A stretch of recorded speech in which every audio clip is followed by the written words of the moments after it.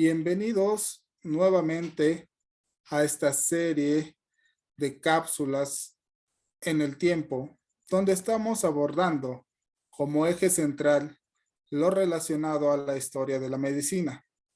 En esta primera temporada, estamos hablando de los hospitales más antiguos de la Ciudad de México y que a la postre serían parte fundamental en el México moderno. En esta cuarta cápsula hablaremos del Hospital Real del Amor de Dios, de Mercurio a Minerva.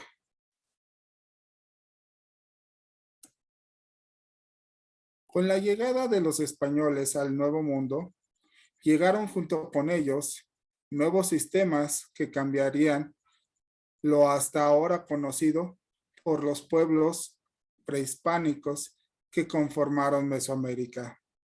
Algunos avances que se tuvieron fueron en materia de construcción de embarcaciones, desarrollo de mapas y caminos, incremento de animales para crianza, mejora del sistema de transportación de materias, entre otras. Pero al mismo tiempo, hubo cuestiones que no eran conocidas por los nativos de esta región del Nuevo Mundo, las epidemias. En México, la sífilis se diseminó y propagó entre las poblaciones del siglo XVI. Con la llegada de los europeos hasta el siglo XX, de acuerdo con la abundante información histórica obtenida de los archivos documentales de hospitales, de las tesis de medicina, de los tratados médicos y de otras fuentes de la época, así como de los estudios sobre los hospitales y la atención médica que estos enfermos recibieron. Después de la conquista española, a causa de la propagación del contagio, las autoridades fundaron hospitales en varias ciudades de la Nueva España con el fin de asistir a los enfermos que presentaban el mal de Gálico. Entre los años de 1514 a 1541, se construyó la primera catedral de la Ciudad de México, que por nombre llevaría Santa Iglesia Catedral Basílica Metropolitana de Nuestra Señora Santa María de la Encarnación o Asunción. En el año de 1541, Fray Juan de Zumárraga hizo la erección de la Catedral de México. Le impuso la obligación de sostener un hospital. Fray Juan de Zumárraga nunca especificó que la institución debería de ser de la Providencia, sino que únicamente el 9.5 de los décimos se destinarían al socorro del hospital principal donde estuviese la iglesia catedral. Así, a instancias del obispo de la Catedral de Nueva España, Fray Juan de Zumárraga, y con la anuencia del rey Carlos I de España y V del Santo Imperio Germano, hacia 1539 se dispuso la fundación de un hospital que atendiera a los llegados con el mal de las vulvas, el cual se llamaría el Hospital del Amor de Dios, el cual estuvo con la advocación de San Damián y San Cosme, los santos asociados a la atención médica. En una cédula real expedida en Madrid el 28 de noviembre de 1540, se otorga el patronazgo al obispo y en 13 de mayo de 1541 se verificó jurídicamente su escritura. Zumárraga dispuso que la Catedral Metropolitana lo sostuviera y que se destinara el 9.5 de los diezmos para su manutención.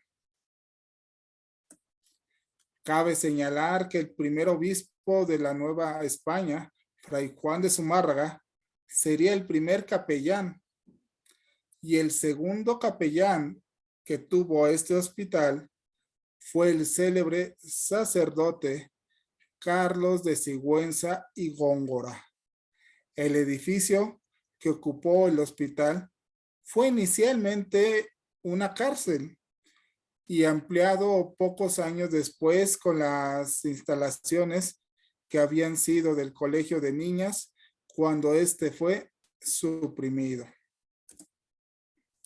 Desde su fundación, el Hospital del Amor de Dios tenía salas para hombres, para mujeres, para los enfermos que estaban en el tratamiento de unciones y para convalecientes.